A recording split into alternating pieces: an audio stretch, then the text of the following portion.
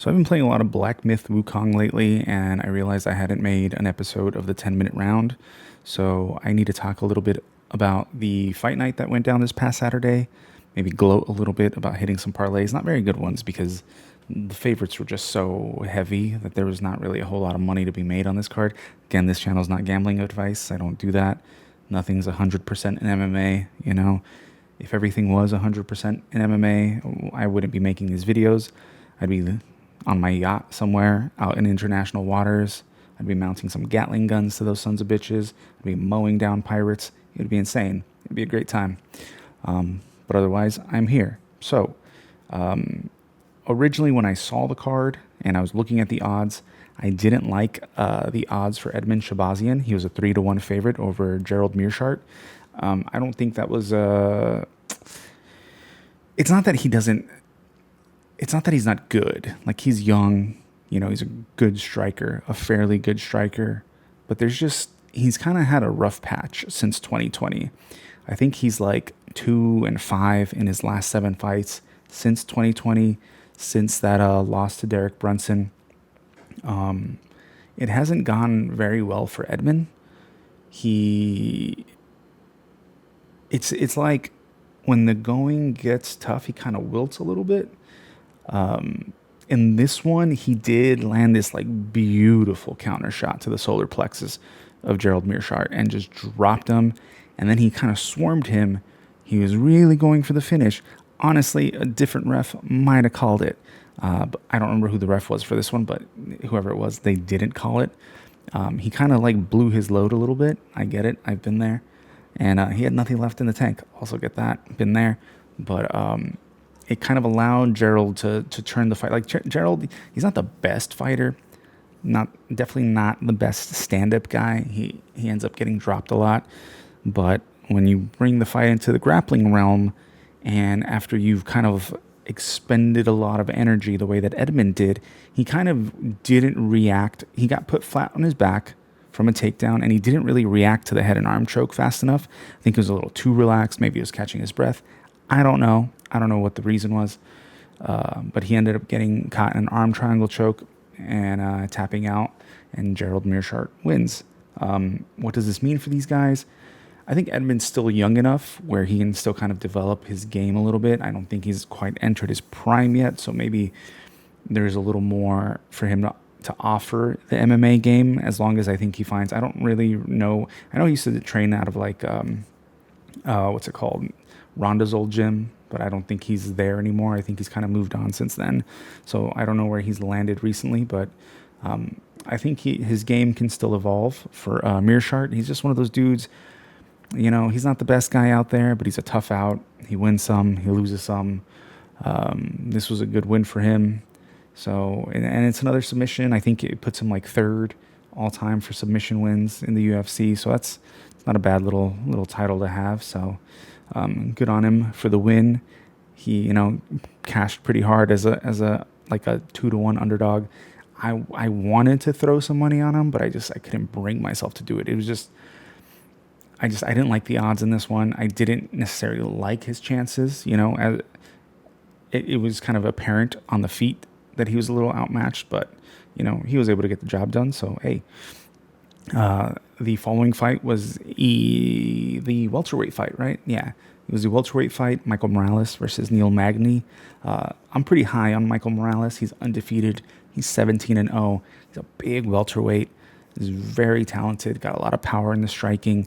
I really liked this fight against Neil Magny because what Neil Magny had to do is kind of like make it kind of ugly, kind of a lot of like clinching up, trying to take him down, trying to control him.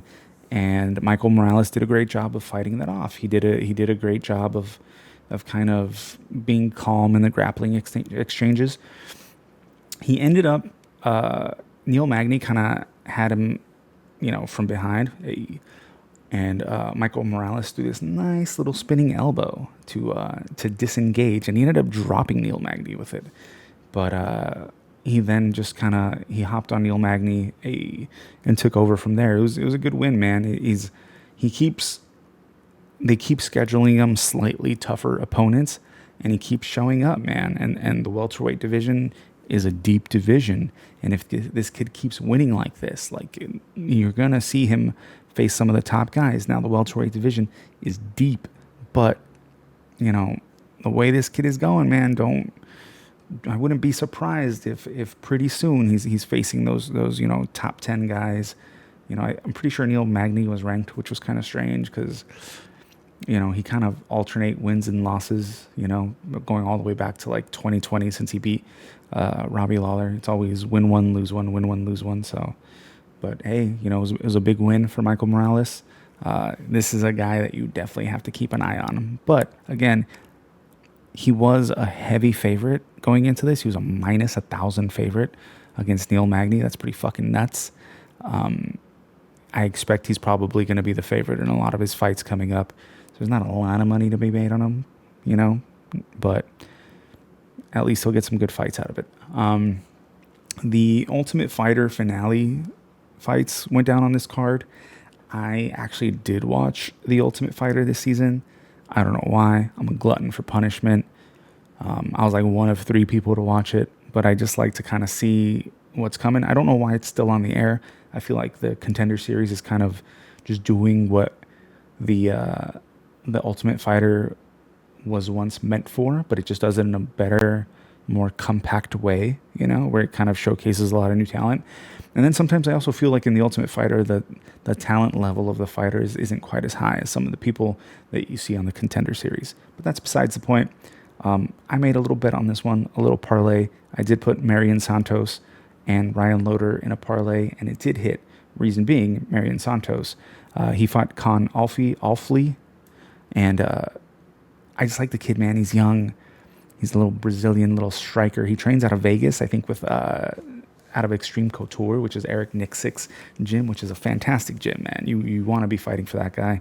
That's Sean Strickland's coach. The kid is good, man. I expect big things from him in the featherweight division. A very calm striker. He's nasty. Just hits hard. Has good reflexes. He hit Con Offley with like this like left hook while they were both throwing, and just fucking put him to sleep. He just like literally sat him down, hit him with a few follow-up shots, and they weren't really necessary. But you know, he is a season 32 champion for the Ultimate Fighter. The same thing with Ryan Loder. Now Ryan Loder, he's the wrestling coach for Team Alpha Male. I liked his chances coming in as an underdog against Robert Valentin. Now, Robert Valentin was kind of finishing dudes, putting dudes away in the Ultimate Fighter house. He had a sweet standing elbow that he got a knockout with. He also had a nice little submission where it's kind of like a straight armbar that he used with his legs while he had somebody in a headlock. So he's a nice little finisher. It made him the favorite in the betting odds. But I went with Ryan Loder because he was like a Division I wrestler. And at this level, man, when you're kind of coming up in this game, when you have to face those really dominant wrestlers, sometimes that's all those wrestlers need. Mind you, going forward, Ryan Loder is going to definitely have to develop his game a little more because the striking just isn't there yet. And probably for a few matchups, it'll be good for him to he'll be able to rely on his wrestling because he's such a talented wrestler. He even survived a few bad spots against Robert Valentin, where Robert Valentin was kind of he had him in a rear naked choke position, and he stayed calm and managed to get himself out of it. So there's good signs there, but his game definitely has to move forward a little bit for him to survive in the UFC going forward. We also had the ladies fight. The ladies, Tabitha Ricci versus Angela Hill. I put my money on Tabitha Ricci for this one. Reason being, I just kind of thought she was going to be the stronger fighter. I thought she was going to go for more takedowns, essentially. She only hit like 3 out of 4 takedowns. And then when she did get the takedowns, she couldn't really control Angela Hill. Good on Angela Hill for kind of keeping her off of her. But Ricci, Baby Shark, she fought at an insane pace that Angela Hill was having trouble keeping up with. I mean, as far as like visually, they both hit each other about the same. I think the significant strikes ended up being around the same number. I think they both landed at like 140 significant strikes, but there's just something about the optics with like Angela Hill was kind of like sucking wind the whole time. The body language was a little different than Tabitha Ricci. I feel like it made it look like Tabitha Ricci was winning some of those rounds, at least the first and second round. Um, but I kind of expected a slightly different game plan from Tabitha Ricci, but either way, she still got it done against Angela Hill. Um, Here's the thing about Angela Hill. She's like 39 years old. I generally try to stay away from betting on fighters that are pushing 40, which kind of rolls over into the next fight. Um, Jared Cannonier, also 40. I stayed away from. He's very good. He's still very good for being a 40-year-old. I don't know what it is. I don't know if it's like that he believes in crystals and stuff like that. And that he got off like some chick smoking a vape at a flea market. But something about him, dude, he's just so durable and powerful. Dude doesn't fight like he's 40.